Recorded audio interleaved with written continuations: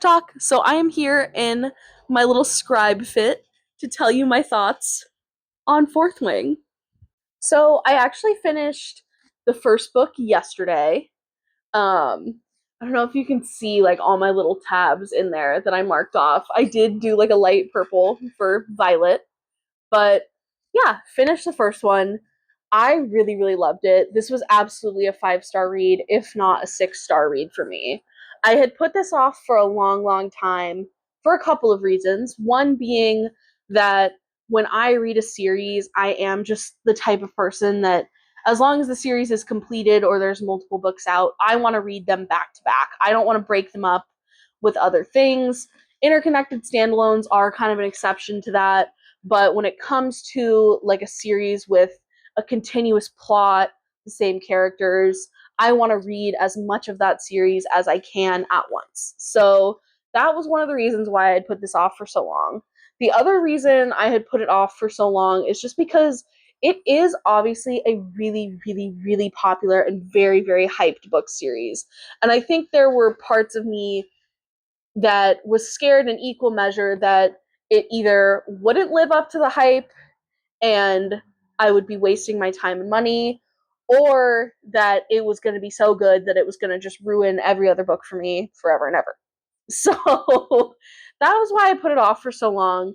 I'm really, really glad that I finally read it, and I'm really, really glad that I read it when I did, because I think lately I have been really, really into fantasy, and I always love a romantasy, love that like nice balance between a really interesting fantasy world, but also a compelling love story. And I think that this book did this really well. I personally really, really enjoyed Violet. I've seen some criticism of this series that people did not like Violet as the FMC, and I just want to say that I've seen people talk about like, oh, well, she was so frail, like why did the dragons choose her, blah blah blah.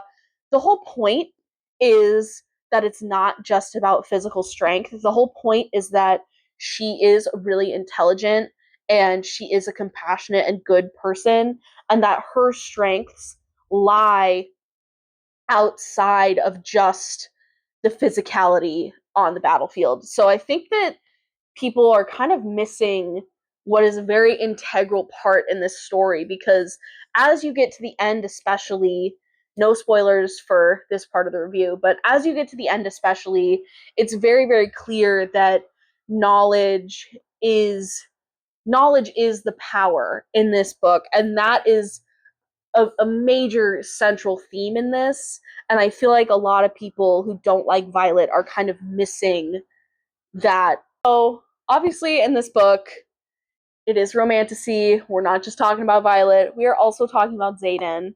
So I really, really liked Xaden. I thought he was a really interesting character.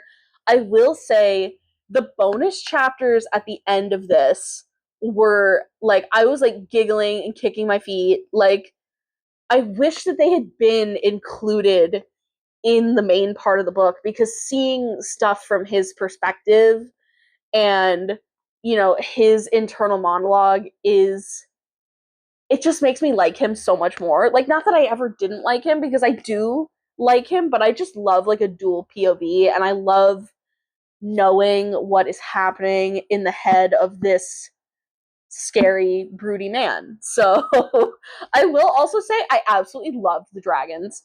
Tarn was making me crack the fuck up. He was so friggin' funny. And Darna is just like a little baby, and I love her.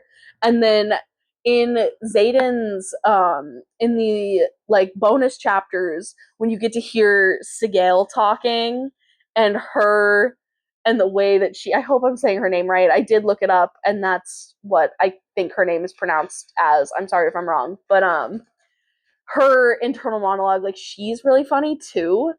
So I did really enjoy that aspect of it as well, that they made the dragons like fully fleshed out characters and not just plot devices. I thought that that was done very, very well in this book. So I think the last couple things I want to say about this is I did really love the ratio of plot to spice.